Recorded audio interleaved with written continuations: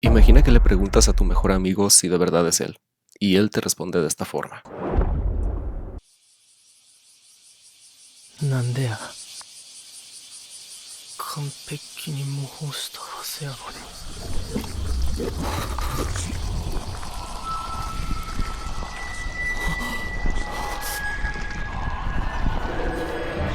お願い。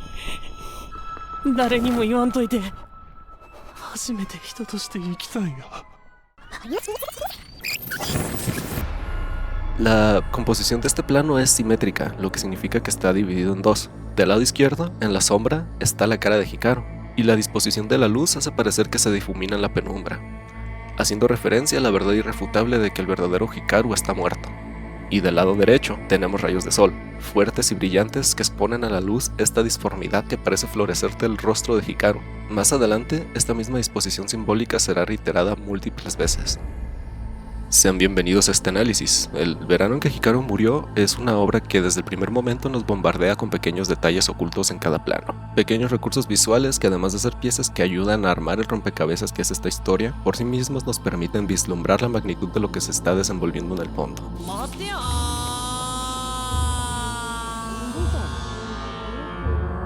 Cosas que van desde nubes de colores que aparecen de un plano a otro, insectos que no deberían estar ahí, sonidos y colores indescriptibles, hasta incluso el uso de recursos más técnicos como la saturación del bitrate, cambios en la resolución de la imagen y, lo que más resalta, el encuentro con un ser indescriptible. La serie nos cuenta la historia desde la perspectiva de Yoshiki, un joven que ha pasado los últimos 6 meses cuestionándose la identidad de su mejor amigo, debido a que desapareció una semana en la montaña y desde que volvió pequeñas cosas en él ahora son diferentes. Su personalidad y recuerdos son prácticamente los mismos, pero prácticamente no debería ser 100% igual. Pequeños detalles como el no saber pronunciar palabras, sorprenderse por cosas que ya conoce, alegrarse al hacer cosas que antes le fastidiaban, provocan la escena que vimos con anterioridad.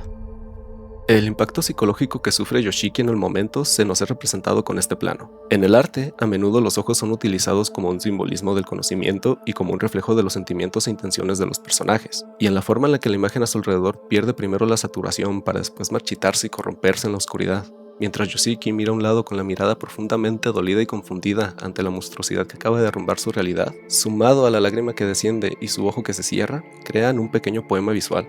Además de recordar el símbolo del ojo de Ra de la mitología egipcia, el cual normalmente se representa como una fuente de calor y luz. Se asocia con fuego y llamas. Además se le compara con la luz roja que aparece antes del amanecer y con la estrella del mañana, que precede y marca la llegada del sol. Aquí, el ojo de Yoshiki es un simbolismo de lo contrario, rodeado de oscuridad en un fondo que no es del todo negro sino azul. Nos refleja el momento en el que su mente se rompe y decide mentirse a sí mismo. Decide convencerse de que es mejor convivir con esa cosa que aceptar el hecho de que su amigo ya no está, marcando la llegada del anochecer en su vida a manos de un ser que está más allá de sus peores pesadillas. Y alrededor de Hikaru siempre veremos simbolismos de luz solar o de calor, incluso en su propia casa hay plantados girasoles. Es obvio que esta obra está inspirada en las historias de H.P. Lovecraft, y mientras veía la serie no podía dejar de pensar en 3 relatos en específico. Verán, en la ficción existen diferentes reglas o estructuras. Por ejemplo, en las novelas de misterio está el Decálogo de Nox o las 20 de S.S. Van Dyne. Estas reglas que idearon estos escritores, además de ser elementos y filosofías que definen su sello personal, tienen el propósito de elevar la calidad de los misterios para que puedan ser resueltos por el espectador sin llegar a romper la inmersión ni perjudicar la calidad de la obra. ¿Por qué te cuento todo esto? Bueno, resulta que Lovecraft y su círculo también tenían una serie de normas y técnicas que garantizaban una atmósfera y una forma de escribir característica del horror cósmico. Y el verano en que Hikaru murió, entiende estos elementos a la perfección y los mezcla con la mitología japonesa de una manera sublime. En Hypnos, Lovecraft nos habla desde la perspectiva de un escultor, que relata cómo su amigo lo guía a través de las recámaras más profundas del mundo de los sueños. Al principio el autor habla desde el futuro y en tono reflexivo se cuestiona a sí mismo si en verdad la cosa que lo guiaba era humano o un ser horrorosamente poderoso cuyo reino jamás debió invadir. El narrador nos describe a esta persona como un hombre con hundidos ojos negros, que reflejaban haber presenciado regiones de más allá de los sueños, pálido, demacrado, con barba corta y un cabello ondulado con grises estrías. Y la imagen mental que inmediatamente nos inculca es la de un fauno que había sido arrancado de su tiempo y traído al nuestro solamente para sufrir. Describe su voz como en una música de profundas violas y esferas cristalinas, y afirma que sería su único amigo de algo que nunca había tenido ningún amigo. A partir de que estos dos personajes se conocen, se empezarán a adentrar en regiones de más allá del tiempo y del espacio, entrando en lugares que cada vez más rápido mermarán sus mentes y sus cuerpos. Siendo acosados por un ser terriblemente poderoso que les aterra en sus sueños, llegan al punto de evitar dormir de la forma que sea para no caer víctimas del mismo. Hasta que en medio de una noche fría, su amigo se queda dormido y el escultor presencia al propio Hypnos robar el alma de su guía, y de esto le desencadena un brote psicótico causado por eso, las drogas y la falta de sueño, junto con la constante exposición a esos viajes oníricos. Es despertado por la policía solo para descubrir que en donde debería estar su amigo hay una estatua de las que él había hecho, y esto, sumado con la insinuación del propio narrador al principio del relato, es suficiente para cuestionar si lo que presenció era en verdad un guía o al propio dios del sueño en persona. La serie nos revela que la entidad que poseyó Hikaru es un monstruo que está más allá del tiempo y del espacio, y que se dedica a cumplir deseos.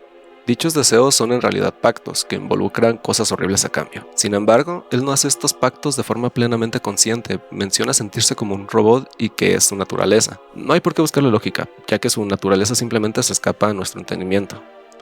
Él menciona que encontró a Hikaru a punto de morir, y este hizo un pacto con él. Le pidió que su amigo no se quedara solo y esta cosa a cambio terminó absorbiendo su conciencia y suplantando su identidad. Y en el momento en que Yoshiki lo confronta, esa cosa finge sorpresa y amenaza con matarlo, pero debido a que le agrada, lo dejará vivir si mantiene el secreto. Como dije, Hikaru aparenta sorpresa ante la confrontación de Yoshiki, pero la escena nos da todos los elementos para que podamos darnos cuenta de que Hikaru sabía lo que iba a pasar desde antes. Apenas le menciona que hay algo raro desde que volvió, él sonríe y una sombra rara cubre el lugar.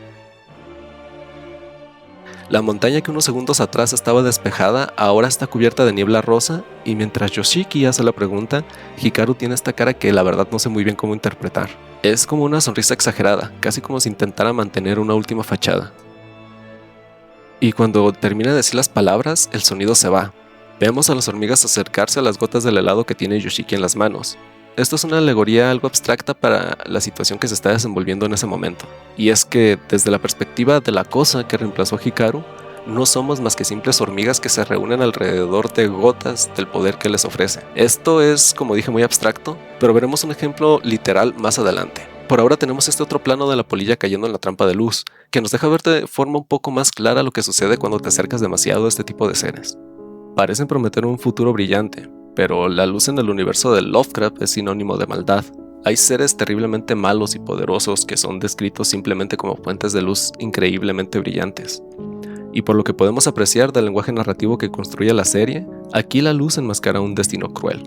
Simplemente recordemos todo lo que este plano transmite. A partir de que forman el pacto, Yoshiki y su nuevo amigo intentarán hacer una vida normal, vida en la que este ser, por medio de haber suplantado a Hikaru, vivirá la experiencia humana por primera vez. En Más allá del muro del sueño, Lovecraft nos cuenta la historia de Joe Sattler, un campesino montañés que es descrito como rudo, ignorante y es prácticamente animalizado.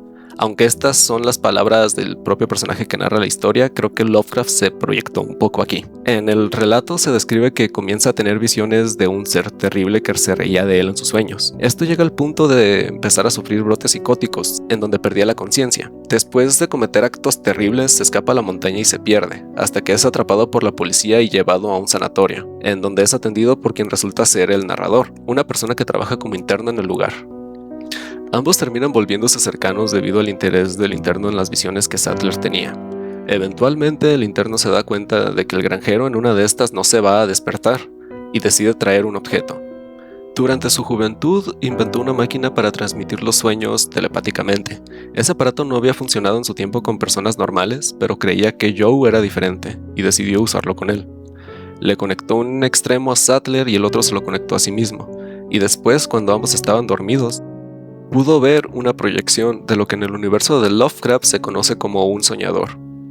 Verás, hace muchísimo tiempo la humanidad hizo un pacto con los otros dioses, y a cambio de unos cuantos sacrificios cada cierto tiempo, los humanos obtuvimos acceso a un poder prácticamente divino, y dentro de esas capacidades está la de acceder a planos superiores de la existencia, y la de percibir a entidades superiores. El problema con esto es que mientras más asciendes, más insignificante se vuelve su poder, siendo el caso que apenas en el primer reino superior, una vil rata es capaz de tragarse un soñador como si nada. y también prácticamente nadie recuerda cómo acceder a este poder desde hace mucho. Actualmente solo las personas creativas como músicos, pintores y escritores son los únicos capaces de acceder de forma consciente a ese poder, y generalmente necesitan ayuda de drogas o rituales, tal cual se nos cuenta en Himnos. Estos seres son descritos de una forma muy particular y que hace una excepción a la regla que mencioné sobre la luz. Lovecraft describe a estas entidades en términos de luz, vibración y vastedad, no monstruosa sino sublime e inalcanzable. Esto introduce un matiz. En lugar del monstruo indescriptible de otros cuentos, aquí lo cósmico aparece como trascendencia luminosa, pero igualmente imposible de comprender. El narrador nos cuenta que este ser al que se refiere como entidad le revela que es un soñador, y le agradece por su sincera amistad, no solo con Joe Sattler, el granjero salvaje, sino con él, su hermano de sueños, y le habla sobre los viajes que tuvieron juntos a través del tiempo y del espacio, viviendo y experimentando la perspectiva de los guerreros romanos, o de cuando conocieron a Cleopatra y habitaron en la mente de los filósofos insecto de la novena luna de Júpiter. Sí, Lovecraft a veces escribía cosas bien fumadas. Eventualmente el cuerpo de Joe empieza a ceder, y esta entidad le confiesa al narrador que todo este tiempo un demonio lo había estado acosando, y que ahora era su destino enfrentarlo en alguna región de más allá de la galaxia. Hikaru y Yoshiki durante los próximos días comenzarán a experimentar encuentros con impurezas y eventos extraños que pronto volverán evidente que son causados por la mera presencia de Hikaru. Aún así, Yoshiki se convence de poder ayudar a Hikaru a adaptarse, aunque ya al final del primer capítulo, mientras ambos regresan de la escuela, se encuentran con una anciana de hundidos ojos negros que reflejan haber presenciado regiones de más allá de los sueños, pálida, demacrada, y un cabello ondulado de grises estrías, justo como la imagen de ese sabio de lo arcano que describía Lovecraft en Himnos. Aquí podemos ver la perspectiva que tiene esta señora del ser que sustituyó a Hikaru, y además de llamarlo por el nombre del dios de esa región y huir con evidente desesperación, es evidente que Hikaru supo leer la situación y no le hizo gracia, ya que por la noche regresa y pasa esto.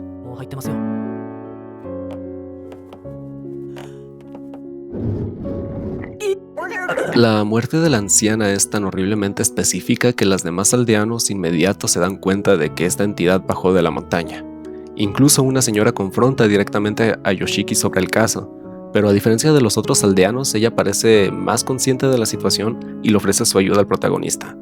Antes de darle su contacto, le advierte que no se mezcle mucho con esa cosa, advertencia que Yoshiki no escucha y termina desarrollando un lazo íntimo con la entidad. A lo largo de la obra viven toda clase de experiencias juntos, llegando al punto de que Hikaru termina haciendo un pacto con Yoshiki para que éste lo perdone por matar a la anciana, pero esta vez no le pide nada ni lo amenaza.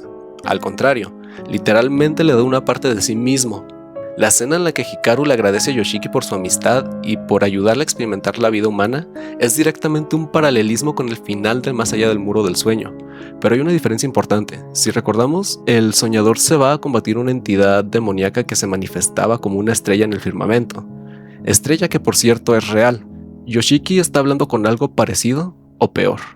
En el mundo de Lovecraft, muchas entidades se manifiestan como estrellas y constelaciones que ejercen influencia sobre las regiones del planeta desde donde son visibles. Por eso no me parece coincidencia que se utilice el símbolo del ojo de Ra y toda clase de recursos referentes al calor del sol para rodear a Hikaru. En El color que cayó del cielo, Lovecraft nos habla de un meteorito que cae en las montañas que rodean la ciudad de Arkham, específicamente en la granja de la familia Gardner. Esta vez la historia es contada desde la perspectiva de un amigo de la familia llamado Amy, quien intenta ayudar a Nahum, el padre de familia, a manejar los acontecimientos que toman lugar en la granja y que con el tiempo se extiende por toda la tierra que rodea la montaña, incluyendo a la aldea. En este relato no solo podemos ver a más de dos personajes principales enfrentando lo inefable. Esta vez hay una familia entera e incluso una comunidad afectada, y la degeneración que sucede a raíz de la caída del meteorito no solo afecta a las personas. La mera presencia de esa cosa con el tiempo comienza a afectar a la tierra, el agua, a los animales y a las plantas.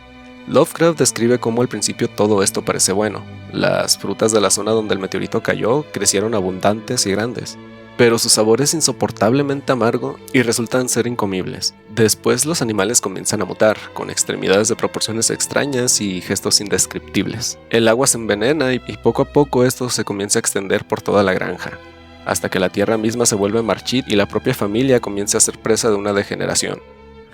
En específico me gustaría resaltar la forma en la que Lovecraft relata y describe el color y los efectos que tienen uno de los miembros de la familia. En este fragmento, Lovecraft dice lo siguiente: Después se sintió rozado por una espantosa corriente de vapor. Unos extraños colores danzaron ante sus ojos, pero lo más terrible de todo era que aquel horror se movía lenta y visiblemente mientras continuaba desmenuzándose, creciendo insolentemente en su cromática perversión. Luego, sobre la degeneración de la granja en general, escribe lo siguiente. En mayo llegaron los insectos, y la hacienda de Gardner se convirtió en un lugar de pesadilla, lleno de zumbidos y de serpenteos. Las cosas más extrañas resultaban ahora normales. Sin embargo, el siguiente descubrimiento no fue obra de ningún miembro de la familia Gardner. Se habían familiarizado con lo normal, hasta el punto de no darse cuenta de muchos detalles. Y cuando esta cosa finalmente sale disparada desde la granja al cielo, la describe de la siguiente manera. El monstruoso fuego ardía encima de la casa, del granero y de los cobertizos. Era una escena de visión fusel. Y sobre todo el resto reinaba aquella borrachera de luminoso morfismo. Aquel extraño arcoíris del mismo veneno del pozo, hirviendo, soltando, centellando y burbujeando malignamente en su cósmico e irreconocible cromatismo.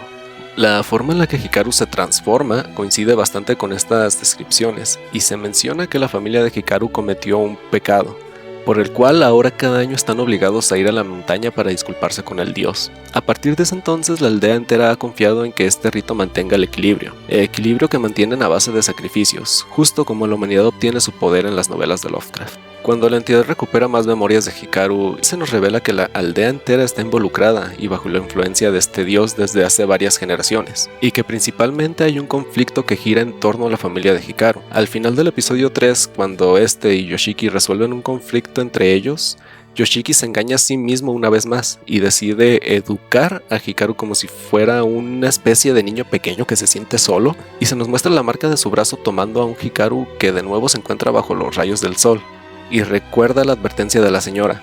Acto seguido se nos muestran los girasoles marchitándose, casi como un presagio de la degeneración que está por venir. Estos girasoles, si prestamos atención, están en realidad plantados en la propia casa de Hikaru, resaltando una vez más este simbolismo del sol y de la luz malvada que rodea al personaje. Cabe recalcar que esta marca que tiene Yoshiki en el brazo se la hizo Hikaru, y mientras más se mezcla con él, más oscura se pone. Otros personajes con marcas similares son el miembro de la fundación SCP que está cazando a Hikaru y la señora sombría del principio.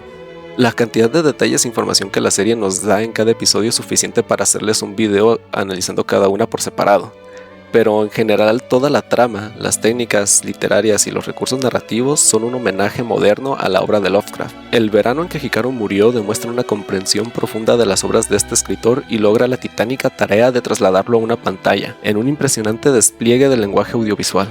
Muchas gracias por llegar hasta aquí, suscríbete, el canal está en crecimiento y si funciona podré producir muchas más cosas como estas. Que de hecho este material es grabado por mí de cuando estaba en la universidad. Este corto tiene la intención de mostrar la perspectiva del propio Hypnos durante el encuentro con los soñadores.